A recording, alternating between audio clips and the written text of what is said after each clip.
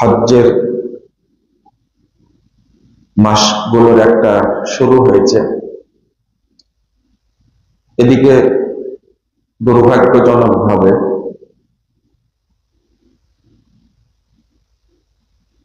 অন্যতম দ্বিতীয় বৃহত্তম মুসলিম রাষ্ট্র পাকিস্তানের উপরে হামলা শুরু করেছে।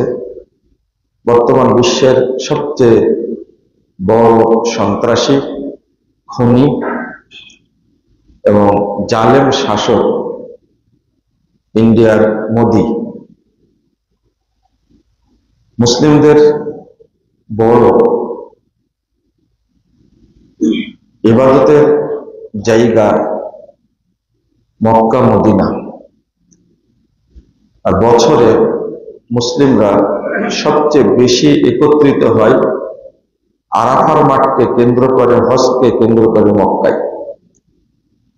ঠিক ওই মুহূর্তটাই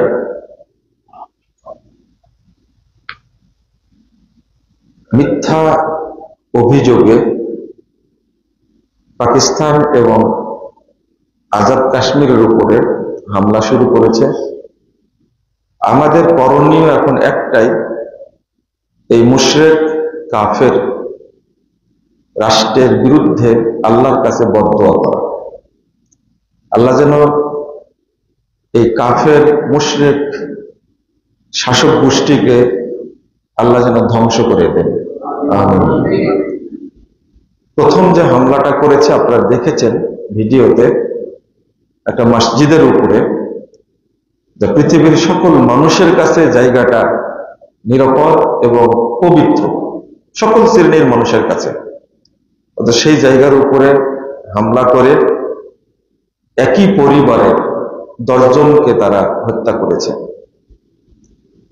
যারা এই মুশরিকদের হামলায় যারা মুসলিম মারা গেছে, আমরা দোয়া করি আল্লাহ যেন তাদেরকে শাহাদাতের মর্যাদা দান করেন, আল্লাহ যেন তাদেরকে জান্নাতুল ফেরদাউস দান করেন। আর মুসলিমদের তো রক্ত ঝরেছে, এই রক্তের বদলা নেওয়ার জন্য আল্লাহ যেন মুসলিমদেরকে শক্তি এবং সামর্থ্য দান করেন। এই ইন্ডিয়ার মুশরিকদের দাবি হলো পাকিস্তানকে ফিলিস্তিনের গাজার মতো করতে চাই আমরা। এটা যে কত দুঃখজনক, গাজাকে যেভাবে হামলা করে একবারে গাজাকে চূর্ণ বিচূর্ণ করে দিয়েছে। তবে আমাদের বিশ্বাস, আল্লাহর কাছে আমাদের দাবি, ফিলিস্তিন একদিন বিজয়ী হবে ইনশাআল্লাহ। এই যে ইহুদিরা উড়ে এসে জুড়ে বসে মুসলিমদেরকে হত্যা করছে, এই ইহুদিদের বিরুদ্ধে আপনারা আল্লাহর কাছে বলতে থাকবেন, আল্লাহ রাব্বুল আলামিন যেন ফিলিস্তিন থেকে সমস্ত ইহুদিকে আল্লাহ যেন নিশ্চিহ্ন করে দেয়। দোয়া আপনাদের আল্লাহ কবুল করেন, কবুল হবে ইনশাআল্লাহ, ইনশাআল্লাহ কবুল হবে। দোয়া কবুল হতেও দেরি লাগে। মুহাম্মদ রাসূলুল্লাহ সাল্লাল্লাহু আলাইহি ওয়াসাল্লাম মক্কায় দোয়া করেছিলেন কুরাইশদের কাফেরের বিরুদ্ধে, মুশরিকদের বিরুদ্ধে, আল্লাহুম্মা আলাইকা বিকুরাইশ, আল্লাহুম্মা আলাইকা বিআবি জাহাল, এই বলে দোয়া করেছিলেন। যেদিন রাসূল সাল্লাল্লাহু আলাইহি ওয়াসাল্লামের উপরে সেজদা অবস্থায় উটের ভুঁড়ি চাপিয়ে দিয়েছিল, মাথা তুলতে পারছিলেন না, এই কষ্টটা সহ্য করতে পারছিলেন না, কেউ ছিল না ওই ভুঁড়িটা সরিয়ে দেওয়া।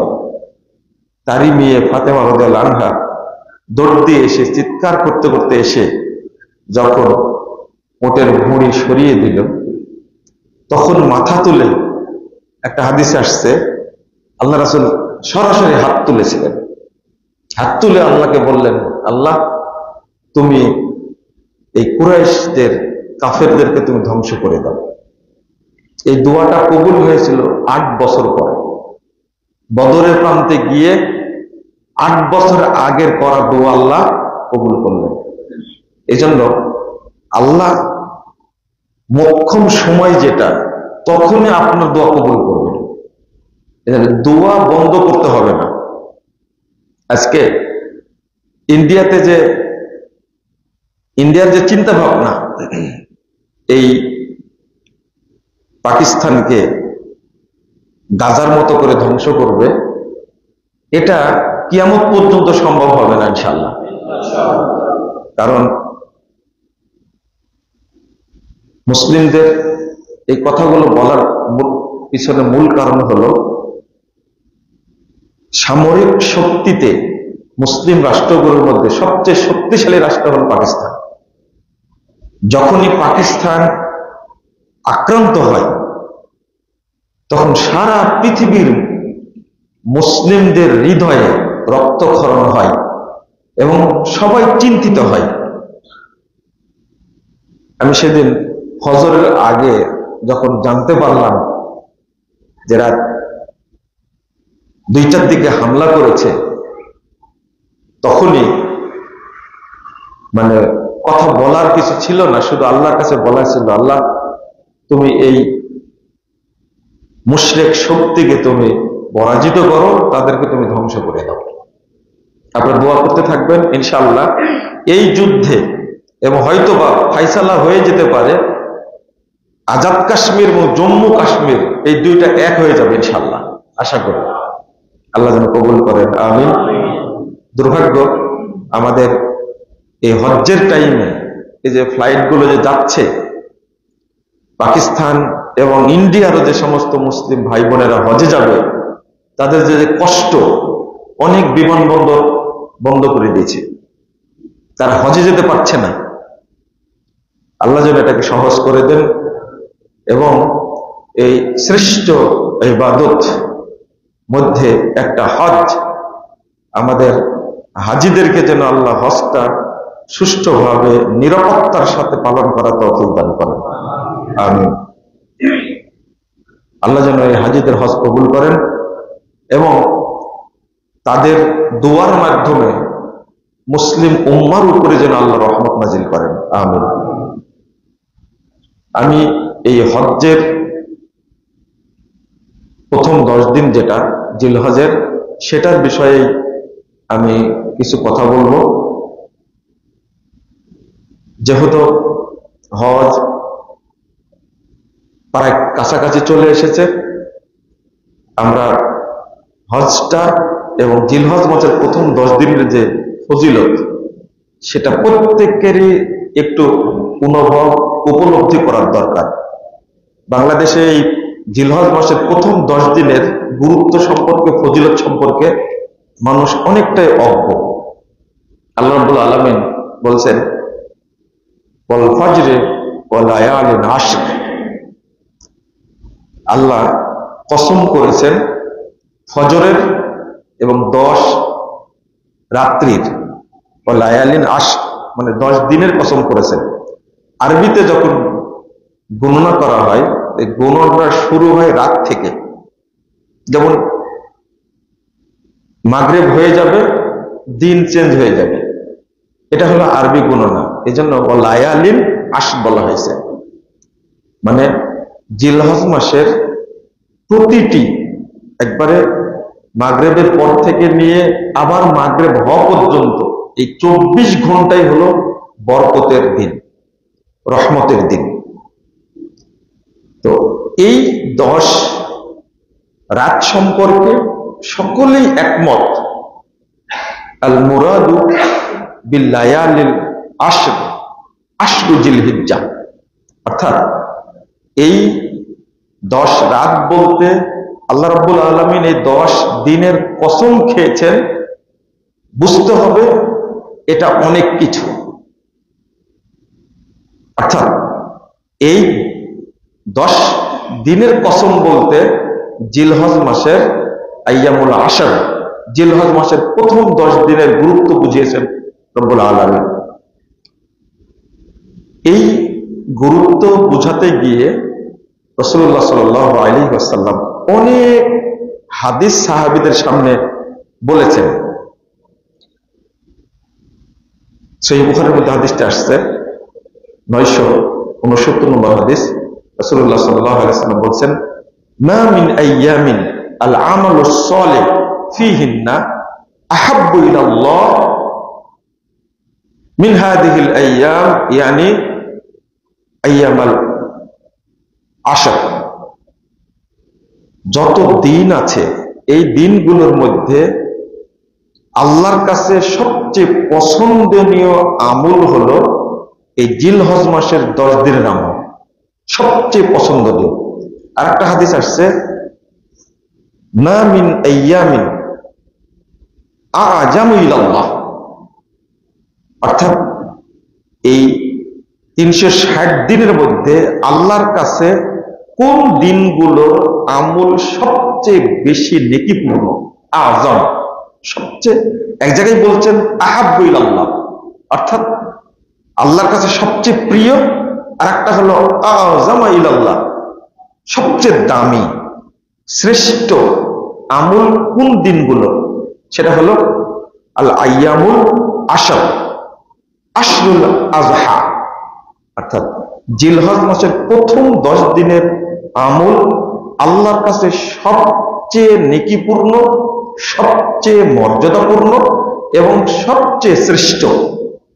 কারণ আপনাদের অনেকের কাছে প্রশ্ন আসবে যে আমরা তো শুনেছি যে রমাজানের আমল হলো শ্রেষ্ঠ আমল, এটা তো শুনেছেন তাই না? এখন প্রশ্ন হলো রমাজানেরটা বেশি শ্রেষ্ঠ না জিলহজ মাসের এই 10 দিনেরটা শ্রেষ্ঠ? আপনারা বলবেন কি রমাজানেরটা, তাই না? না, রমাজানের চেয়েও এই জিলহজ মাসের এই 10 দিনের আমল আল্লাহর কাছে বেশি নেকিপূর্ণ, বেশি মর্যাদাপূর্ণ। রাসূল সাল্লাল্লাহু আলাইহি ওয়াসাল্লাম বলছেন, মা মিন আমালিন আসকা ইনদাল্লাহ ওয়া আ'জামা আজরান, 1775 নম্বর হাদিস, দারাকুতনির মধ্যে এসেছে। রাসূল সাল্লাল্লাহু আলাইহি ওয়াসাল্লাম বলছেন, মা মিন আমালিন আসকা, যত আমল আছে তার মধ্যে সবচেয়ে নেকিপূর্ণ সাদাকার দিন আ'জামু আজরান, এবং নেকির দিক থেকে যত আমল করি তার মধ্যে সবচেয়ে শ্রেষ্ঠ আমল হলো ফি আশরিল আযহা, অর্থাৎ জিলহজ মাসের প্রথম 10 দিনের আমল, 10 দিনের সাদাকা আল্লাহর কাছে সবচেয়ে প্রিয়। তাহলে আরেকটা হাদিস আসছে, এটা তাবরানীর মধ্যে এসেছে।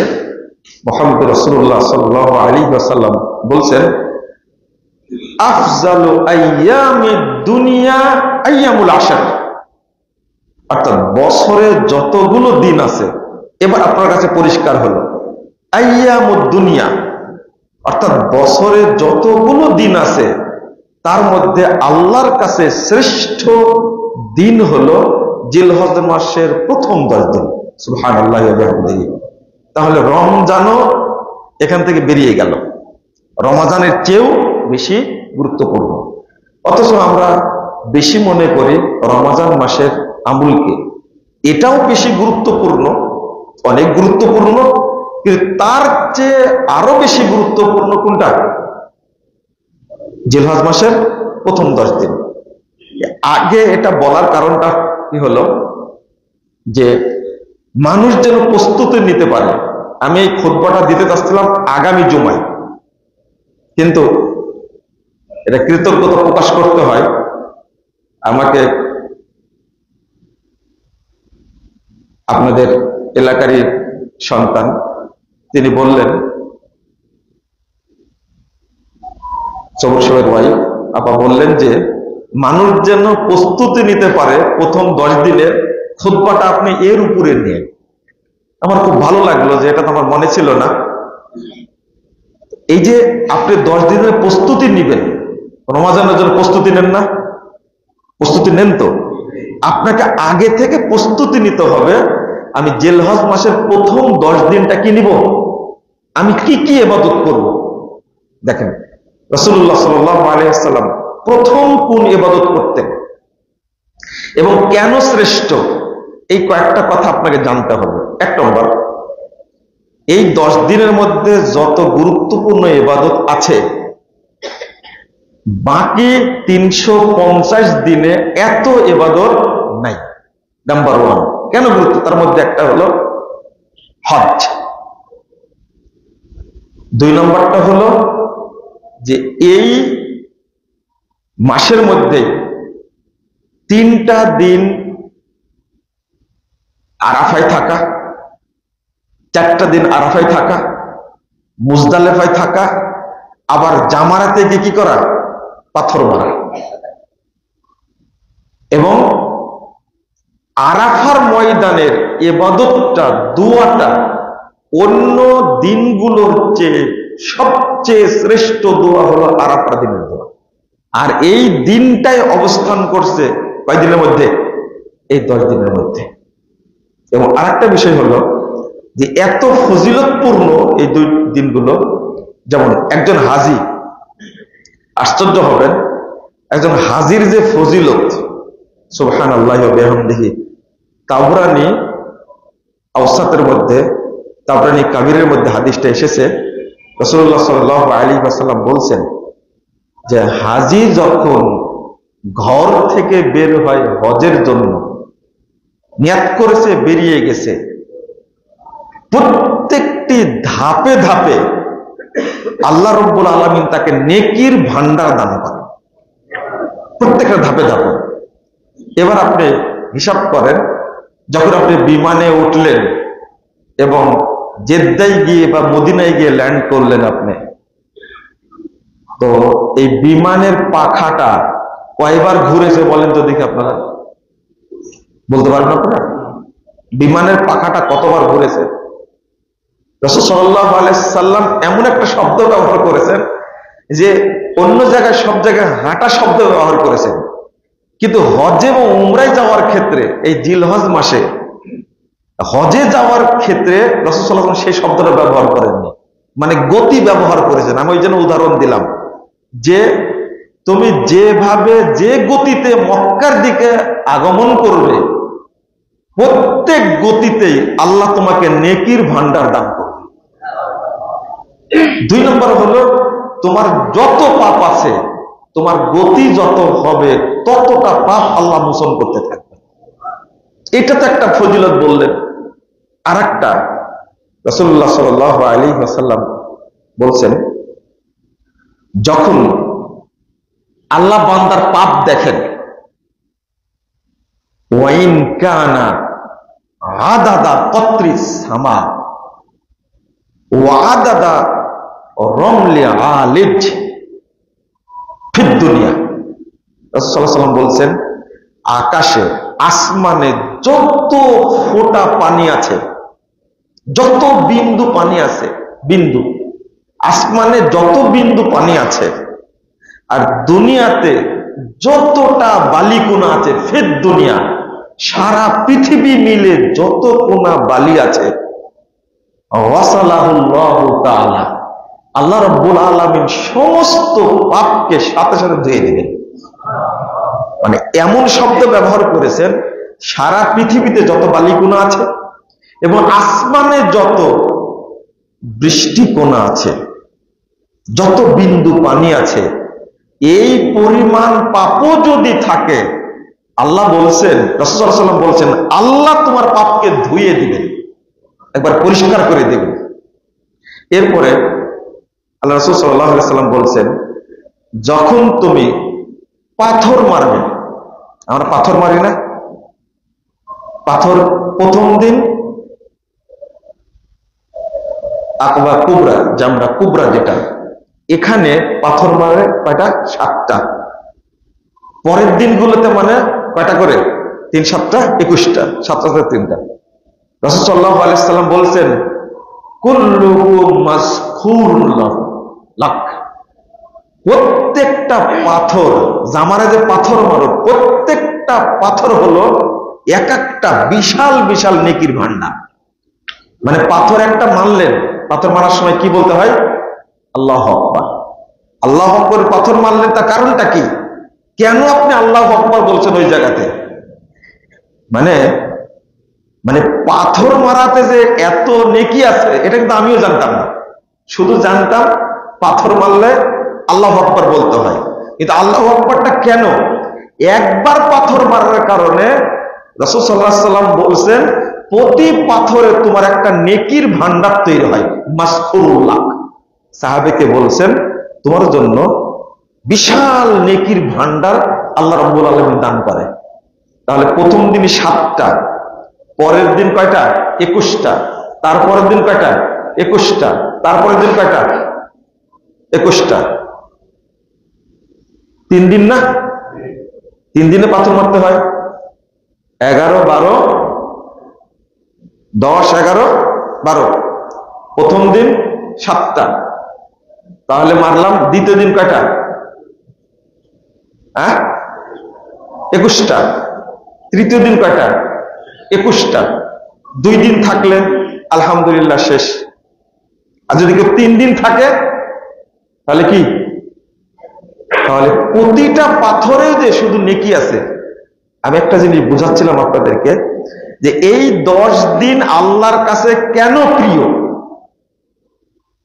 এরপর রাসূল বলেছেন মান তাওয়াফা বাইতুল্লাহ, যে ব্যক্তি বাইতুল্লাহ তওয়াফ করবে, খারজা মিন জুনুবিহি কায়াউমিন ওয়ালাদাত উম্মু, বাইতুল্লাহ তওয়াফ করার সাথে সাথে ওই ব্যক্তি ওই দিনের মতো পাপ থেকে পবিত্র হয়ে গেল যেই দিন তার মা তাকে জন্ম দিয়েছিল।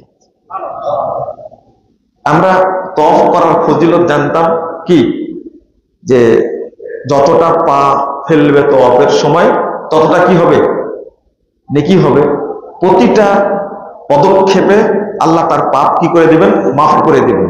কিন্তু এই হাদিসটাতে এসেছে যে তওয়াফ শেষ করার সাথে সাথে আল্লাহ রাব্বুল আলামিন তাকে সমস্ত পাপ থেকে মুক্তি দান করবেন, একবারে ফ্রেশ।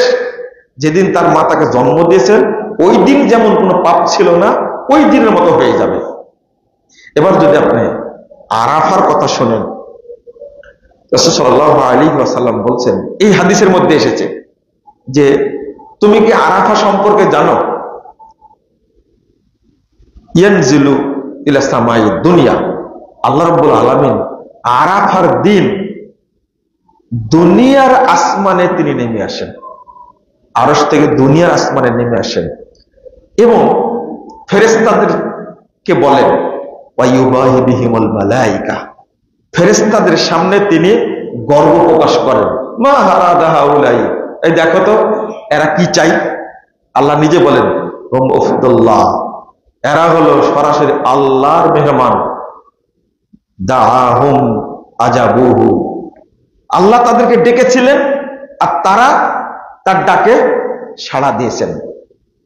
সালুহু ফাআতাহুম, তারা আল্লাহর কাছে যা চেয়েছে আল্লাহ রাব্বুল আলামিন তাদেরকে তাই দান করেছেন। আরাফার মাঠে যে দোয়া করবেন এই দোয়াটা আল্লাহ কবুল করবেন। যারা হজ্জে যায়, উমরা করতে যায়, বিশেষ করে হজ, এটা যে তার জন্য কত বড় রহমত বরকতপূর্ণ। আল্লাহ রাসূল সাল্লাল্লাহু আলাইহি ওয়াসাল্লাম বলছেন ইশহাদু ক্বালা আল্লাহু তাআলা, আল্লাহ তাআলা বলেন ফেরেশতারা সাক্ষী থাকো, কদ গফারতু লাহুম, আরাফার মাঠে যারা উপস্থিত আছে আমি তাদের সবাইকে ক্ষমা করে দিলাম। ওয়াইন কানা আদাদা কতরিস সামা অরমলি আলিজ, যদি তাদের পাপ বালিকুনার মতো হয়, আকাশের বৃষ্টির মতো হয়, আমি আল্লাহ তাও ক্ষমা করে দিলাম, তাদের কোনো পাপ নাই। রাসূল সাল্লাল্লাহু আলাইহি ওয়াসাল্লাম বলেছেন 3585 নম্বর হাদিস, খায়রুদ দুআয়ে দুআউ ইয়াউমে আরাফা, আপনি যে যেখানেই দোয়া করেন না কেন, মা বাপ ছেলের জন্য দোয়া করে, রমাদান মাসে দোয়া করেন, আপনি শেষ রাত্রিতে দোয়া করেন, বৃষ্টি হলে দোয়া করেন, কিন্তু আল্লাহ রাসূল বলছেন আরাফার মাঠের দোয়া হলো আল্লাহর কাছে সর্বশ্রেষ্ঠ দোয়া। তাহলে এই আরাফার মাঠের ফজিলত শুধু হাজিরা পাবে? এই জন্য রাসূল সাল্লাল্লাহু আলাইহি ওয়াসাল্লাম একটা বিধান আল্লাহর কাছে চেয়েছেন, আশা পোষণ করেছেন। 1162 নম্বর হাদিস সহিহ মুসলিমের মধ্যে এসেছে, আল্লাহ রাসূল সাল্লাল্লাহু আলাইহি ওয়াসাল্লাম বলেছেন, সিয়ামু ইয়াউমি আরাফা আহতাসিবু আলাল্লাহ আইয়ুকাফিরা আস-সানাতাল্লাতী ক্বাবলা ওয়াস-সানাতাল্লাতী বা'দা। আল্লাহ রাসূল বলেছেন, আরাফার দিনে যদি কেউ একটা সিয়াম রাখে, যারা আরাফার মাঠে আছে হাজিরা বাদ দিয়ে, যারা বাহিরে সারা পৃথিবীতে আছে, আল্লাহ রাসূল বলছেন আমি আল্লাহর কাছে আশা করি এই একটা সিয়ামের বিনিময়ে 1 বছর বিগত এবং সামনে 1 বছরের সমস্ত পাপকে আল্লাহ ক্ষমা করে। তাহলে আরেকটা হাদিস আসছে 1348 নম্বর হাদিস সহিহ মুসলিম এসেছে, মা মিন ইয়াউমিন আকসারা মিন আইয়ুতিকাল্লাহু তাআলা আবদান মিন ইয়াউমি আরাফা মিনান নার মিন ইয়াউমি আরাফা। 360 দিনে আরবি গুণ নাই, এই দিনগুলোর মধ্যে আরাফার দিন আল্লাহ রাব্বুল আলামিন যত মানুষকে জাহান্নাম থেকে মুক্তি দেন, অন্য কোন দিন এত মানুষকে জাহান্নাম থেকে মুক্তি দান করেন না। আরাফার দিনে অসংখ্য মানুষকে আল্লাহ জাহান্নাম থেকে মুক্ত করে জান্নাত দান করেন। এখন আপনি বলবেন তাহলে কি রমাদান মাসের চেয়েও বেশি? জি, রমাদান মাসের কথা আসছে যে প্রত্যেক দিন আল্লাহ দিনে এবং রাত্রিতে বহু মানুষকে জাহান্নাম থেকে মুক্তি দান করেন, কিন্তু এই হাদিসে আরাফার দিনের কথা এসেছে যে পরিমাণ মানুষকে আল্লাহ জাহান্নাম থেকে মুক্ত করে দেন, অন্য কোন দিন এত মানুষকে আল্লাহ মুক্ত করেন না। এই ফজিলতটা যেন অন্য অন্য মানুষও পায়, বান্দারাও যেন পায়, তাই রাসূল সাল্লাল্লাহু আলাইহি ওয়াসাল্লাম বলছেন যে আরাফার মাঠের বাহিরে যারা থাকবে, সারা পৃথিবীতে মুসলিমরা যদি ওই দিন সিয়াম রাখে, আরাফার বরকতের কারণে আমি চাই আল্লাহর কাছে 1 বছর পূর্বে 1 বছর পরে সমস্ত পাপকে আল্লাহ ক্ষমা করে দেন। তাহলে এই আরাফার দিনটাও কার মধ্যে অবস্থিত? এই 10 দিনের মধ্যে। এবার আপনাদের আর একটা প্রশ্ন, এই 10 দিনের মধ্যে শ্রেষ্ঠ দিন কোনটা? এই 10 দিনের মধ্যে শ্রেষ্ঠ দিন কোনটা? ইয়াউম আরাফা। রাসূল সাল্লাল্লাহু আলাইহি ওয়াসাল্লাম বলেন, এটা আবু দাউদের মধ্যে আসছে যে আফজালু আইয়ামিদ দুনিয়া ইয়াউমুন নাহার। কুরবানির দিনটা হলো আল্লাহর কাছে এই 10 দিনের মধ্যে সবচেয়ে শ্রেষ্ঠ দিন। কেন? কুরবানির দিন যেভাবে আপনারা আল্লাহর জন্য কুরবানিটা করেন, এটা কিন্তু মালের কুরবানি। কিসের? মালের কুরবানি, তাই না? আপনি একটা গরু, কেউ 2টা গরু, কেউ 3টা ছাগল দেয়। এই বছরের মধ্যে একটা দিন শ্রেষ্ঠ হলো, সেই দিনটার নাম কি? কুরবানি। এটা সাদকা দেন। তাই আপনি আরাফার দিনে দোয়া করলেন, আরাফার দিনে কিন্তু ইবাদত নাই, তাই না? কি নাই? শুধু জহর এবং আসরের সালাত। তা কয় রাকাত করে?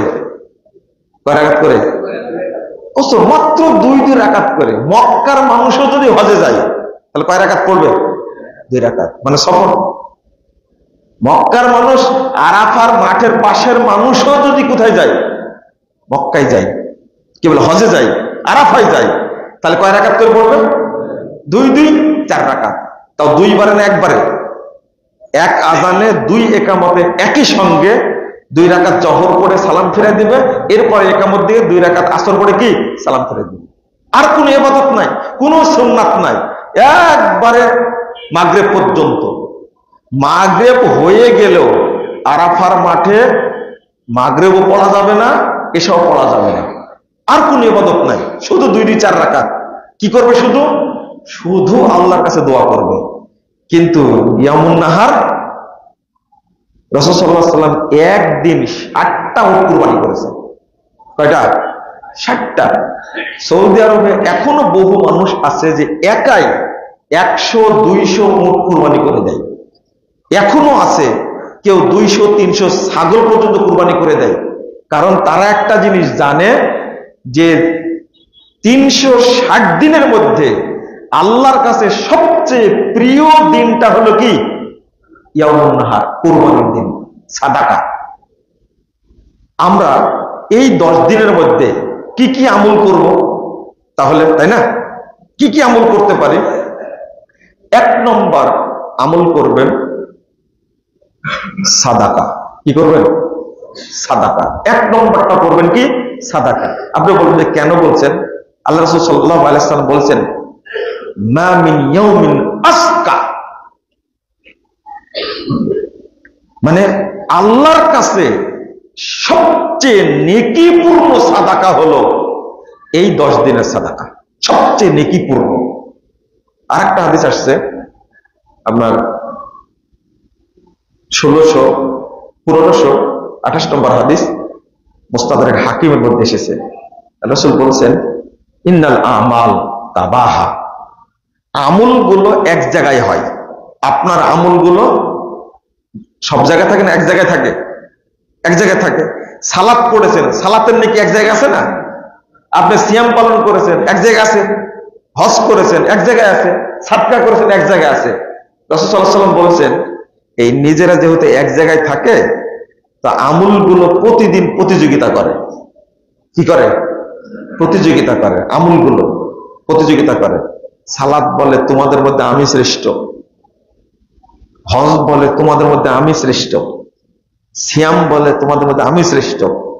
রাসূল সাল্লাল্লাহু আলাইহি ওয়াসাল্লাম বলছেন, এরপরে সাদাকা বলে, সাদাকার মান আল্লাহ বাড়িয়ে দেয়। বলছেন, ফাকালাতিস সাদাকা আনা আফজালুকুম, আরে না না, তোমাদের মধ্যে সবচেয়ে বেশি পাওয়ারফুল নেকিপূর্ণ আমল হলো আমি সাদাকা। মানে যত আমল করেন আপনি, তার মধ্যে সবচেয়ে নেকিপূর্ণ কোনটা? এই জন্য ইয়াউমুন নাহার হলো 10 দিনের মধ্যে কি? শ্রেষ্ঠ দিন। হয়তো বুঝতে পেরেছেন এবার। কারণ আরো সাদাকার যে পাওয়ার, অন্য আমলের এত পাওয়ার নাই। আপনি বলুন যে কেমনে? কেমনে মানে রাসূল সাল্লাল্লাহু আলাইহি ওয়াসাল্লাম বলছেন, একটা হাদিস 18,113 নম্বর হাদিস, তাবরানী আওসাদের মধ্যে এসেছে। মুহাম্মদ রাসূলুল্লাহ সাল্লাল্লাহু আলাইহি ওয়াসাল্লাম বলছেন যে বনী ইসরাঈলদের সময়ে একটা লোক, দরবেশ মানুষ, দরবেশ আবাদাল্লাহ সিত্তিনা সানা, 60 বছর যাবত সে ইবাদত করছে মসজিদে। 60 বছর যাবত। কয় বছর? 60 বছর যাবত একটা মানুষ ইবাদত করছে মসজিদের মধ্যে। ইতিমধ্যেই ফাআতাত ইমরাতুন ইলা জামবিহি, তার কাছে এক মহিলা আসছে, তাকে প্রতারণায় ফেলে আল্লাহ রাসূল বলছেন তার সাথে জেনায় লিপ্ত হলো 6 দিন জেনায় লিপ্ত হলো। সে আল্লাহর ভয়ে ফাহারাবা আন সাওমাতিহি, সে গির্জা থেকে বেরিয়ে দৌড়তে পালিয়ে গেল। যাওয়ার পরে ফাআতা মসজিদান ওয়া মাকাসা ফিহা, একটা মসজিদে এসে লা ইয়াতামু শাইয়ান, পাপের ভয়ে সে কিচ্ছু খায়নি, না খেয়ে আছে। তারপর মসজিদে তা কিন্তু খায় না। ফাআতা রাজুলুন রাগীফা, ওই ব্যক্তিকে একটা রুটি দিল। সে রুটিটা নিজে না খেয়ে 2টা ভাগ করে ডান সাইডের গরিব মানুষকে দিল অর্ধেক, আর বাম সাইডের গরিব মানুষকে দিল 1/2। নিজে কিছু খেল না। চিন্তায়, পাপ করলে যে চিন্তা করতে হয়, অনুতপ্ত হতে হয়, ভয় করতে হয়, এটা তার প্রমাণ। সে আল্লাহর কাছে অপেক্ষায় আছে, হয়তো আমি আফসোস করলে, তওবা করলে আল্লাহ আমাকে ক্ষমা করে দিবেন। সে অপেক্ষায় থাকছে।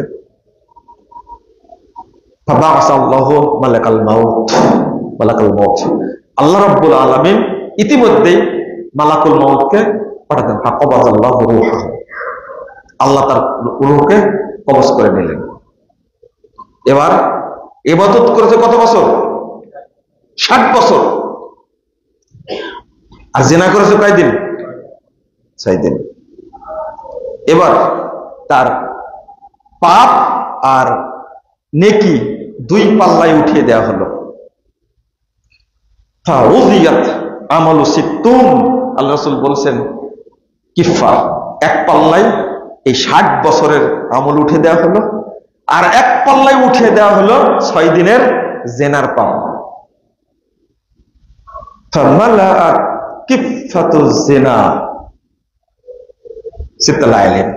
আল্লাহ রাসূল বলছেন যখনই জেনার পাপের পাল্লায় 6 দিনের জেনার পাপ রেখে দিয়েছে, সাথে সাথে পাপের পাল্লাটা ভারী হয়ে গেছে। ইন্না লিল্লাহি ওয়া ইন্না ইলাইহি রাজিউন। খেয়াল করেন, 60 বছর ইবাদত করেছে আর জেনা করেছে কয়দিন? 6 দিন। পাপের পাল্লা ভারী হয়ে গেছে, এবং সে জাহান্নামে যাবে।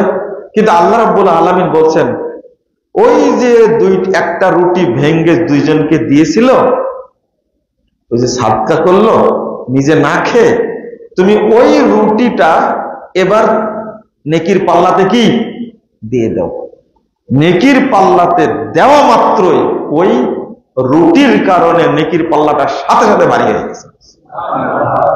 কি বুঝলেন? কি বুঝলেন এখন আপনারা? পাওয়ারটা বুঝতে পেরেছেন? এবার 60 বছর ইবাদত করেছে। আর একটা জিনিস খেয়াল রাখেন, জেনা কত বড় পাপ। 60 বছর ইবাদত তার কাছে কিছুই না। 60 বছর ইবাদত করেছে, অথচ 60 বছরের ইবাদত 6 দিনের জেনার সাথে পারেনি। তা আমরা এমন কিছু পাপ করছি যে পাপের কারণে হয়তোবা আমাদের আল্লাহ পাপটা ভারী রেখে দিচ্ছেন। ওখান থেকে বাঁচার জন্য আল্লাহ রাসূল পথ দেখা দিয়েছেন। সে কি পথ? সাদাকা। এর চেয়ে ভারী কোনো পাপ নাই। একজন লোক 60, 70, 80 বছর যাবত পাপ করেছে, কিন্তু সাদাকার বিনিময়ে রব্বুল আলামিন ওই ব্যক্তিকে 1 সেকেন্ডের মধ্যে ক্ষমা করে দিতে পারে। হাদিসটা কি? ইন্না সাদাকাতা তুতফিউদ দুনুব কামা ইউতফিউল মাউন নার। নিশ্চয় সাদাকা পাপকে অনুরূপভাবে ধ্বংস করে দেয় যেভাবে পানি আগুনকে নিভিয়ে দেয়। পানি আগুনকে নিভিয়ে দেয় না? এই জন্য এই 10 দিনের মধ্যে বেশি আদায় করবেন কি? সাদাকা। বেশি সাদাকা করার চেষ্টা করবেন, টার্গেট নেবেন, আমি এই 10 দিন বেশি সাদাকা করব। আর একটা হাদিস আসছে, সালাতের পাওয়ার কিন্তু সব জায়গায় না। আবার খেয়াল করেন কথাটা, হজ্জের পাওয়ার কিন্তু সব জায়গায় না। মানে কি বুঝালাম আমি আপনাদেরকে? কিন্তু সাদাকার পাওয়ারটা মরা থেকে নিয়ে কবরে। একটা হাদিসও নাই যে কবরের আযাব থেকে একজন ব্যক্তি মুক্তি পাবে সালাতের কারণে। আছে? শুনেছেন কোনদিন? একটা হাদিস দেখান আপনি যে বলা হয়েছে যে একজন মানুষ বিপদে পড়েছে, মৃত্যুর সময় কষ্ট হচ্ছে, মারা যাচ্ছে, ওই সময় সালাত পড়লে আল্লাহ তাকে মৃত্যুর কষ্ট দূর করে দিবেন। এর হাদিস শুনেছেন আপনারা? কিন্তু শুনেছেন কিসের কথা? ফায়াকুল রাব্বি লাউলা আখখারতানি ইলা আজালিন করিব ফাআসসাদদাকা। আল্লাহ তুমি আমাকে একটু সময় দাও, আল্লাহ সময় দিলে আমি সাদকা করব, ওয়া কুম মিনাস সালিহিন, আর আমি সৎবান্দাদের অন্তর্ভুক্ত হয়ে যাব। সাদাকা। 2 নম্বর, কবরে মাটি দিয়েছে আপনাকে, কবরে দিয়েছে।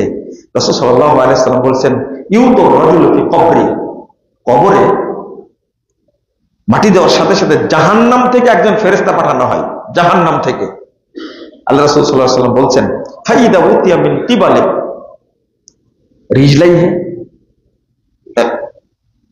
কিবলা রস থেকে যখন মাথার দিকতে ঢুকতে চাই, দাফাআতহু তিলাওয়াতুল কোরআন, তখন ওই আযাবের ফেরেশতা কোরআন তেলাওয়াত, আযাবের ফেরেশতাকে কোরআন তেলাওয়াত বাধা দান করে। আপনি যা তেলাওয়াত করেছেন, এই তেলাওয়াতটা, কোরআনটা আপনার মাথার কাছে কিয়ামত পর্যন্ত পাহারা দেবে। দাফাআতহু তিলাওয়াতুল কোরআন, কোরআন তেলাওয়াত তাকে বিতাড়িত করবে। এই তুমি যাও, এখানে ঢুকতে পারবে না। ওয়াইদা উতিয়া মিন কিবালি ইয়াদাইহি, যখন সামনাসামনি ঢুকতে চাইবে, সবচেয়ে বড় ডিফেন্স আল্লাহ রাসূল বলছেন দাফাআতহু সাদাকা, যখন সামনাসামনি ঢুকতে চাইবে সাদাকা তখন তাকে বাধা দান করবে। সাদাকা পাহারাদার দিবে, পুরো কবরটাকে পাহারা দিবে। কোরআন পাহারা দিবে কোন দিকে? শুধু মাথার দিকে।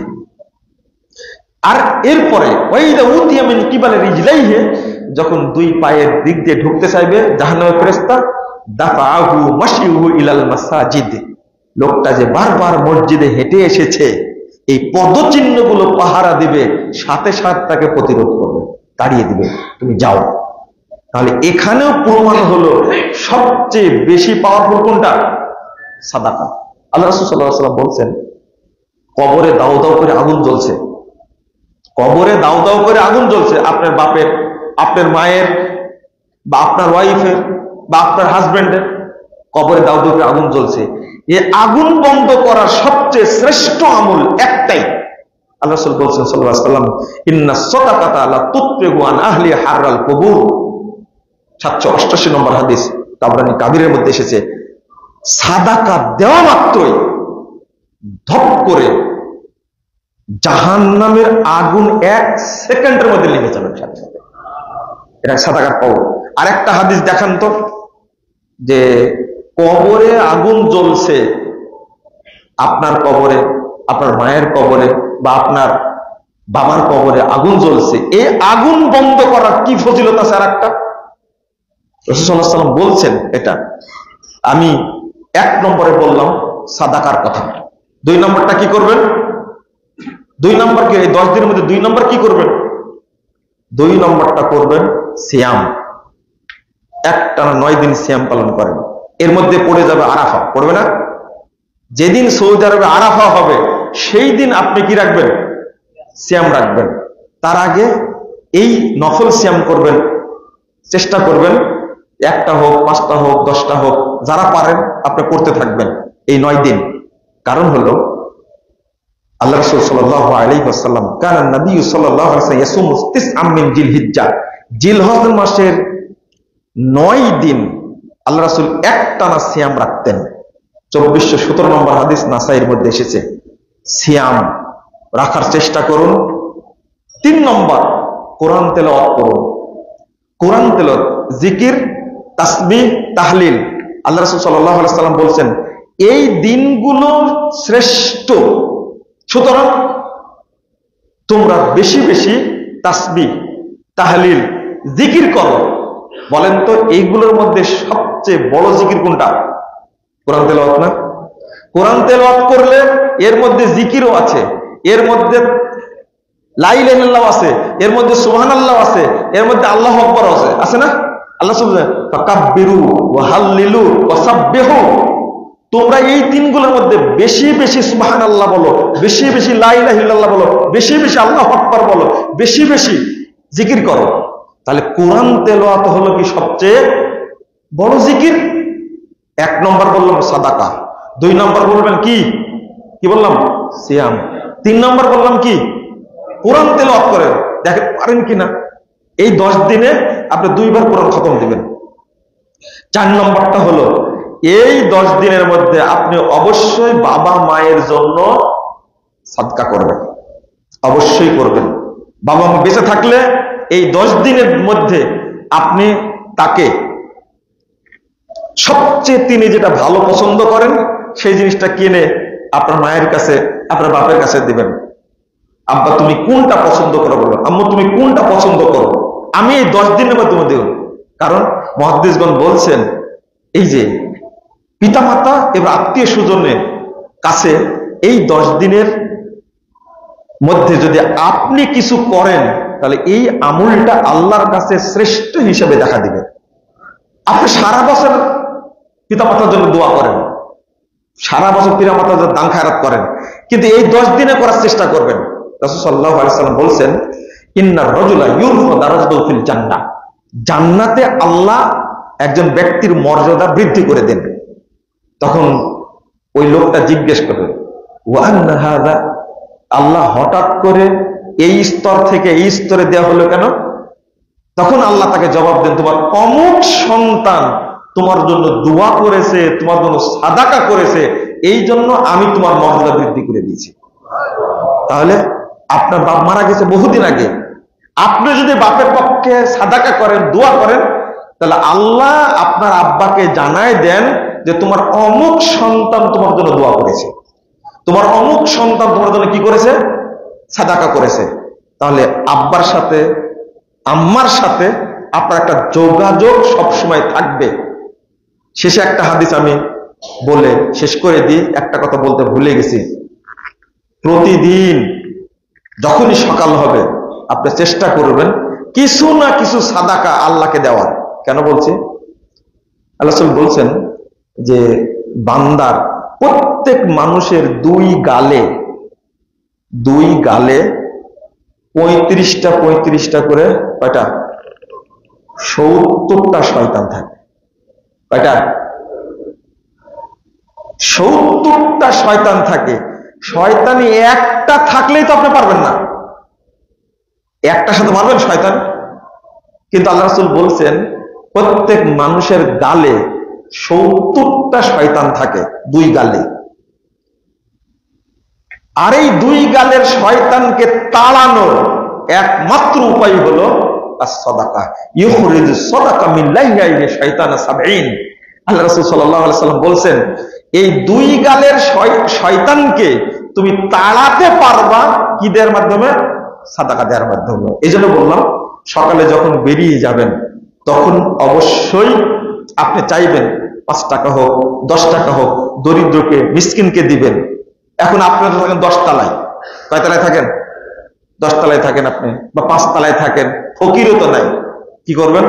একটা ব্যাংক রেখে দিবেন, ছোট্ট ব্যাংক রেখে দিবেন, একটা প্লাস্টিকের হোক একটা বাটি রেখে দিবেন।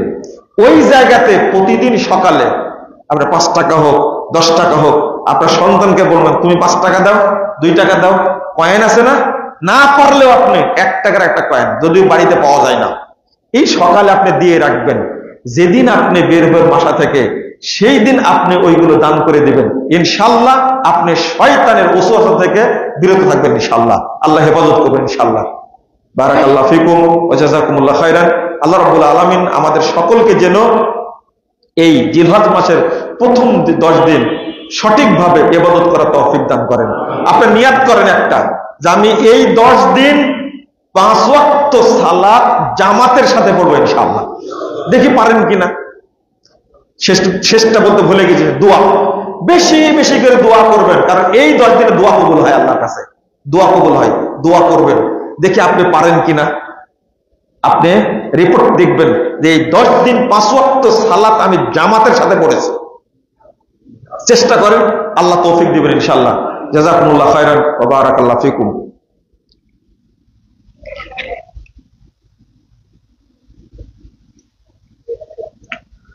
আলহামদুলিল্লাহ ওয়াহদা ওয়াসসালাতু ওয়াসসালামু আলা মান লা নাবিয়্যা বা'দা। আল্লাহুম্মা সাল্লি আলা মুহাম্মাদ ওয়া আলা আলি মুহাম্মাদ কামা সাল্লাইতা আলা ইব্রাহিম ওয়া আলা আলি ইব্রাহিম ইন্নাকা হামিদুম মাজিদ। আল্লাহুম্মা